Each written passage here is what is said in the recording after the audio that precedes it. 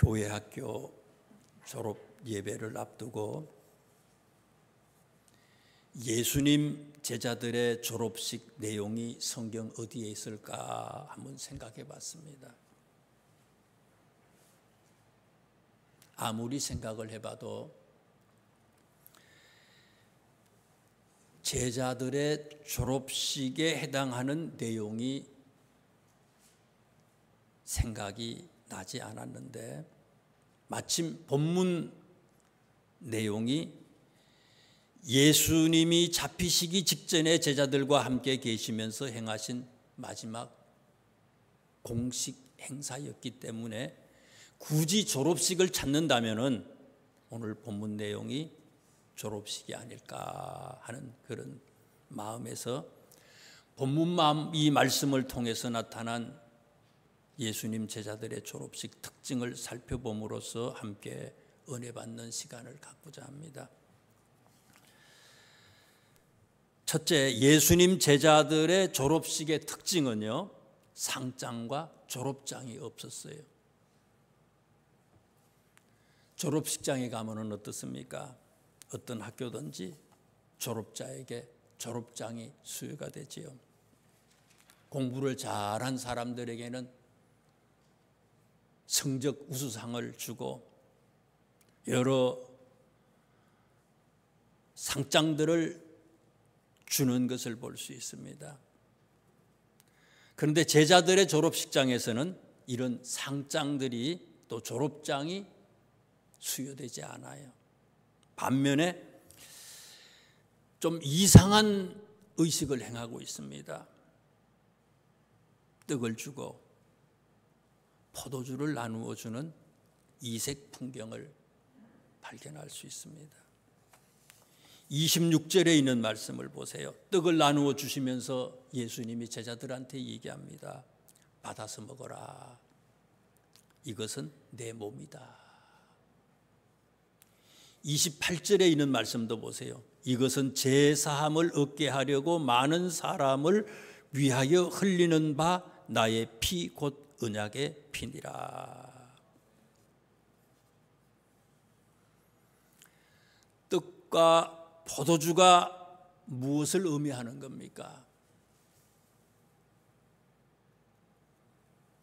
이 의식이 있고 난 다음에 조금 있다가 예수님이 잡히시고 또 그 다음 날 십자가에서 예수님이 죽으시는 거 아닙니까? 포도주를 주시면서 28절 말씀에 이 의식이 무엇인지를 예수님이 분명하게 말씀하셨어요.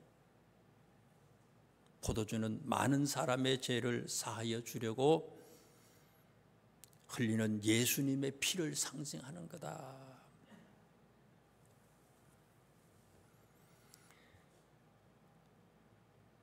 예수님은 3년 동안 제자들을 훈련시키신 모든 내용들을 이 의식을 통해서 제자들에게 마지막으로 요약하고 정리하고 교훈하고 계십니다. 예수님의 3년 동안의 교육 내용을 정리하는 것이 오늘 이 의식이라는 얘기예요. 그러면 제자들에게 3년간 교육하신 주님의 교육 내용이 뭡니까? 3가지로 얘기할 수 있죠. 첫째, 모든 인간은 죄인이고 이 죄의 문제를 인간이 해결할 수 없어서 모든 사람은 다 지옥 갈 수밖에 없다는 것을 제자들에게 교육을 하셨죠. 두 번째는 이런 인간들을 불쌍히 여겨서 인간을 구원하기 위해서 직접 예수님이 하나님이 성육신 하셔서 이 땅에 오셨다는 것을 교육하시죠. 세 번째, 인간을 구원하는 유일한 길은 예수님이 십자가에서 대속제물로 대신 죽으셔야만이 인간이 구원받을 수 있다는 것을 예수님이 교육하셨어요. 정리하면 예수님의 모든 말씀들은 십자가 사건으로 귀결이 되고 십자가에 달리신 예수님을 이해할 수 있어야만이 진정한 제자가 될 수 있다는 것입니다. 그래서 제자들의 졸업식장에서는 예수님의 죽음을 상징하는 뜻과 포도주로 졸업장을 지금 대신하고 있습니다. 여러분, 졸업장이 뭡니까? 내가 이 학교에서 교육을 받고 졸업한 사람입니다 하는 증명서 아닙니까? 그렇다면 우리가 예수님의 제자라면은 우리에게도 졸업장이 있습니까? 장로님들 졸업장이 있어요? 권사님들 졸업장이 있어요? 집사님들, 온 성도님들 우리들한테 졸업식이 있습니까? 졸업장이 있습니까? 조금 전 예수님께서 제자들에게 3년간 교육하셨던 3가지의 내용들을 분명히 알고 땅끝까지 이 사실을 만방에 전하고 있다면 우리는 이미 졸업장을 수여받은 예수님의 제자들입니다.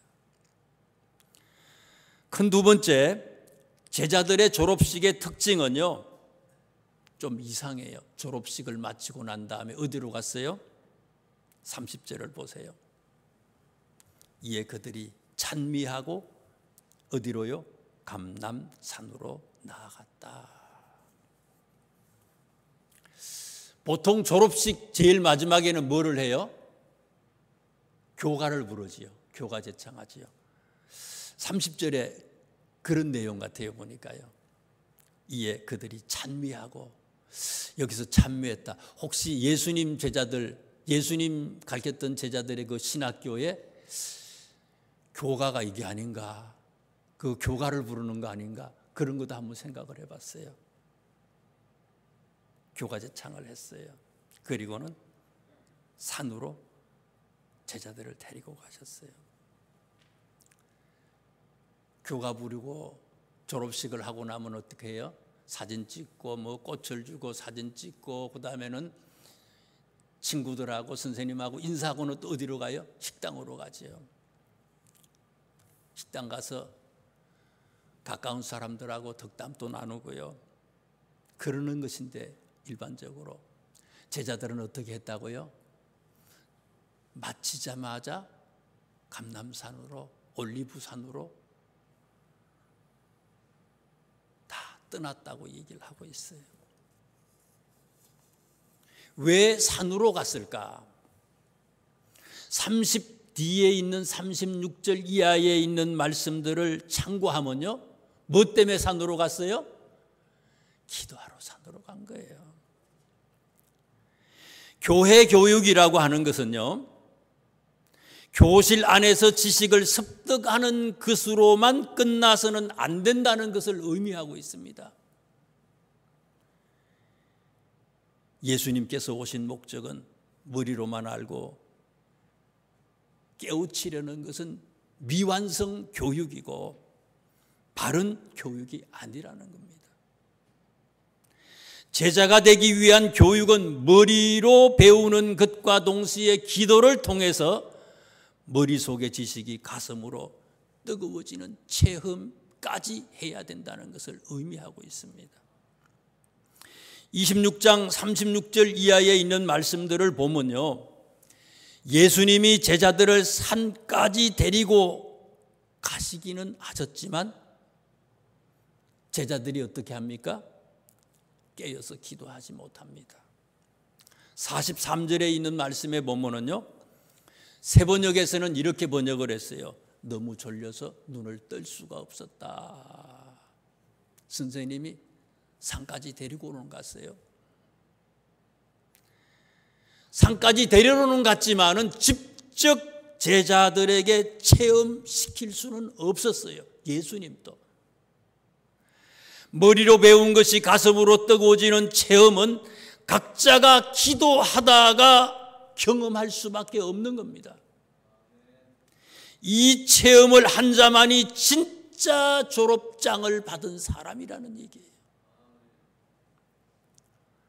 오순절 마가의 다락방에서 간절히 기도하다가 성령의 충만을 받기 전까지 제자들은 예수님이 부활하셨지만 믿지 못했습니다. 마리아가 예수님의 부활의 모습을 봤어요. 그래서 제자들한테 가가지고 얘기합니다. 예수님이 부활했다고. 예수님을 만난 사람들이 이 제자들한테 얘기하지만 제자들의 반응은 어떻습니까? 안 믿지요. 못 믿지요. 믿지 않아요.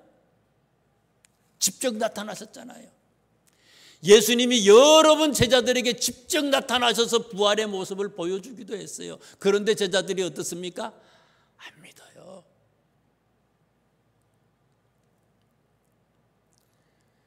예수님의 부활의 모습을 보고 난 다음에도 제자들이 어때요? 엠마오로 내려갔지요. 그 다음에 물고기를 잡으러 가요. 기도하다가 체험하기 전까지는 그들은 지극히 나약한 자들이었습니다.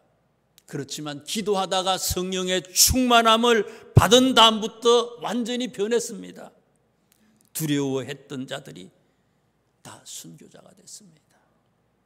연약한 자들이 강한 자가 되고요. 형편없던 자들이 능력자들이 다 됐습니다. 여러분, 제자와 학생이 어떻게 다릅니까? 학생은 선생님으로부터 지식만을 전달받지만 제자는 다르지요. 지식 전달은 물론이거니와 자신을 가르치는 선생님의 지식도 인격도 그리고 선생님의 모든 것을 닮아서 선생님을 위해서라면 모든 것을 포기하고 생명까지도 바칠 각오가 된 사람을 제자라고 얘기합니다.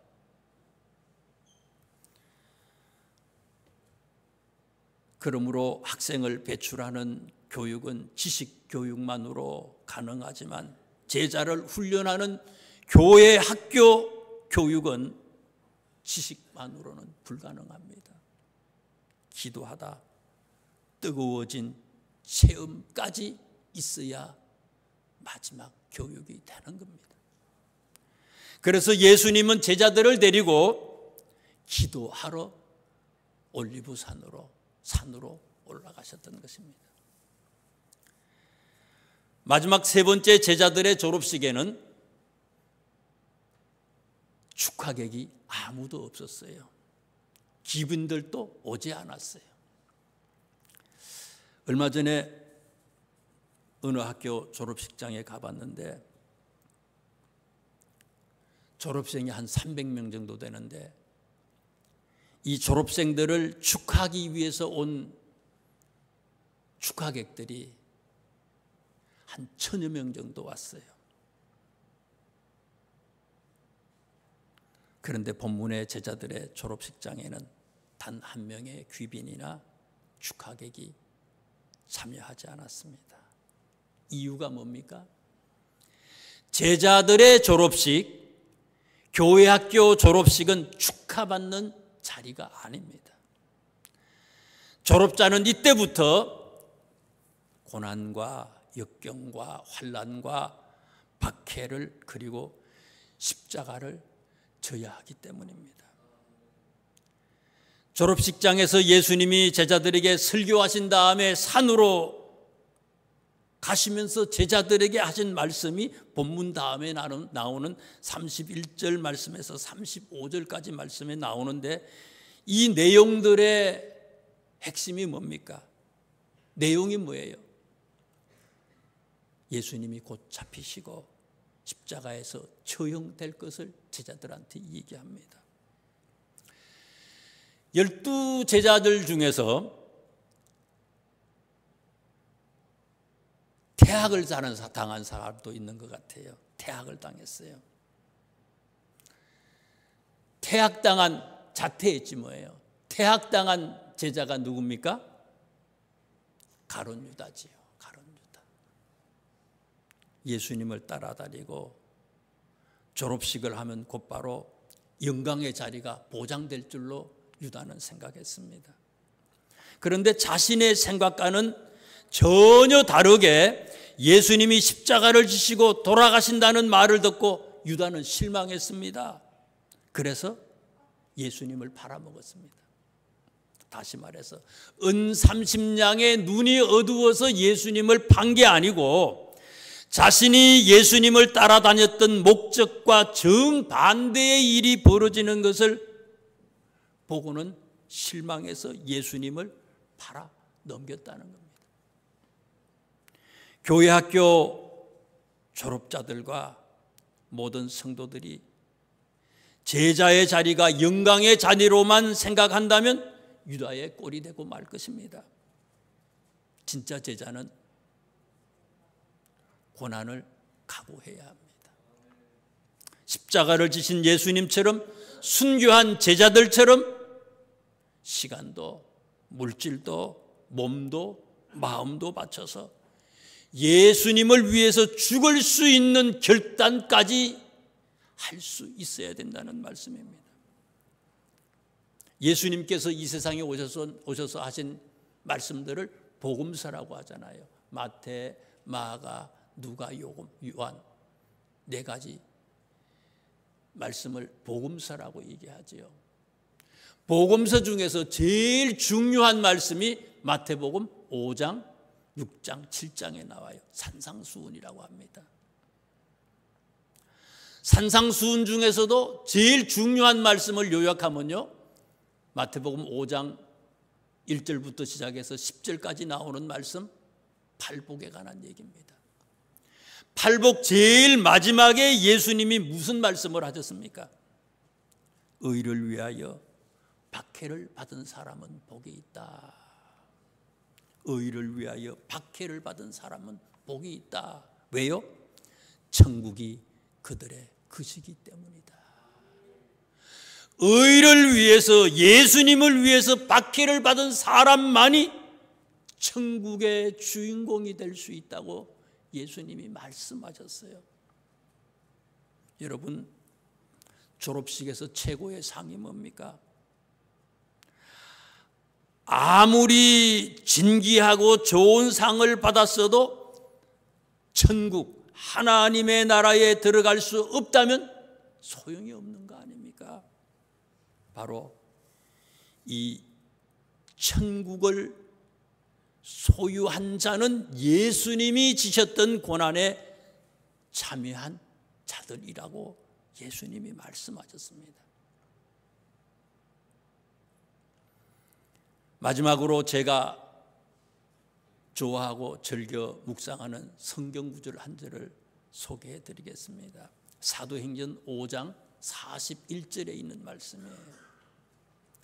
사도들은 그 이름을 위하여 능욕받는 일에 합당한 자로 여기심을 기뻐하면서 공회 앞을 떠나니라. 새 번역에서는 이렇게 번역했습니다. 예수님의 이름 때문에 모욕을 당할 수 있는 자격 얻게 된 것을 기뻐하면서 공회 앞을 떠났다. 예수의 이름 때문에 모욕당할 수 있는 자격 얻게 된 것을 기뻐하면서 공회 앞을 떠났다. 말씀을 정리합니다. 예수님의 제자들의 졸업식은 첫째, 상장과 졸업장이 없는 졸업식이었습니다. 예수님께서 3년 동안 제자들에게 교육하셨던 세 가지의 내용들을 분명히 알고 땅끝까지 이 사실을 온 만방에 전하고 전한다면 우리는 이 졸업장을 이미 받은 자들입니다. 두 번째, 제자들의 졸업식의 특징은 졸업식을 마치고 난 다음에 그들은 산으로 갔다고 하는 사실입니다. 제자가 되기 위한 교육은 머리로 배우는 것과 동시에 기도를 통해서 머릿속의 지식이 가슴으로 뜨거워지는 체험까지 할 수 있어야 된다는 겁니다. 오래된 걸로 직분이 권사님이 되고 장로님 된 걸로 천국 가는 게 아니라는 거예요. 마지막 세 번째, 제자들의 졸업식에는 귀빈이나 축하객들이 아무도 참석하지 않았다고 했습니다. 왜요? 의를 위하여 박해를 받은 사람들이 천국의 주인공입니다. 제자들의 졸업식은 축하 장소가 아니라 죽기를 각오하고 결단하는 자리이기 때문입니다. 바로 이런 주님의 학교에서 졸업한 우리 모두가 될 수 있기를 주님의 이름으로 축원합니다. 기도하겠습니다.